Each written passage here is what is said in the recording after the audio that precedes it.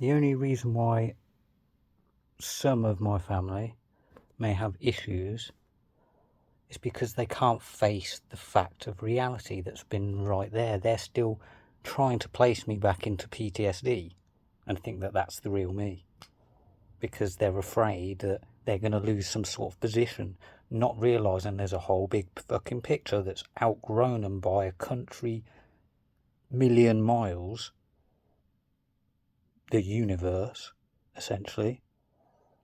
They're too afraid. They're too afraid. It's the fear.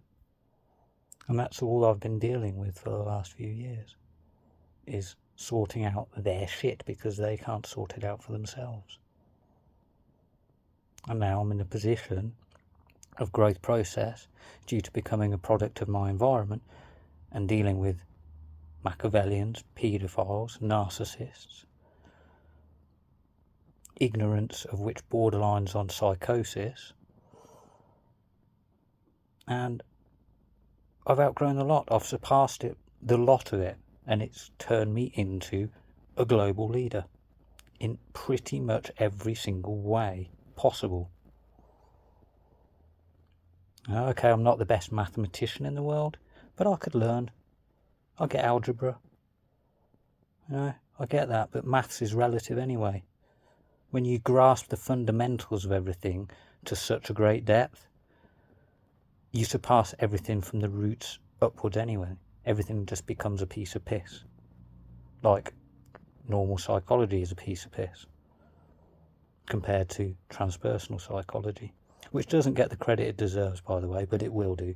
It's a kind of new thing that Deepak Chopra, one of the greatest intellects of the world, started in the first place and is a founder of that following. I've surpassed Deepak Chopra in fundamentals. I've grown to a level where I can coincide with Sadhguru, and we could be mirrors of truth to each other all day long.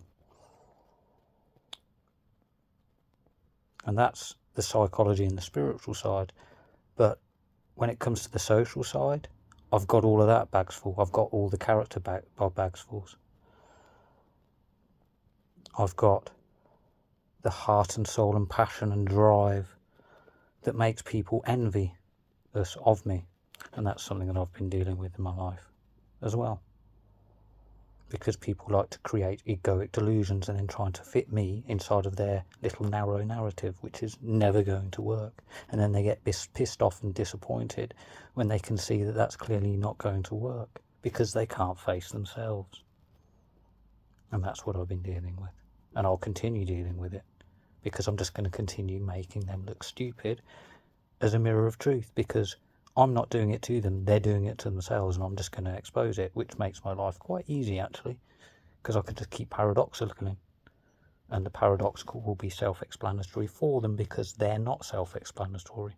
So I have to be self-explanatory for them with a greater truth of placement, of reality, of grasping to begin with. So I've become so much more than them, and I think they're getting there with it. They're starting to. I'm finally getting through their egos. But my uncle, because of his disturbedness since a young child, he's kind of a lost cause in a lot of ways. So his word counts for absolutely nothing, because it's just a linear. He's trying to fit everything into a single exclusive narrative, because that's how Machiavellians work. I'm not exclusive. I exclude the ego, because that's what you've got to do, the ego's separation. But I'm very much holistic, all-inclusive, because when you grasp everything from the fundamental level to a great depth, where you can create your own fundamentals if you need to begin with, then everything else afterwards is nothing. One becomes both everything and nothing as a mirror of truth. And that's what I've become. And that's what I can do. And that's what I will continue to do.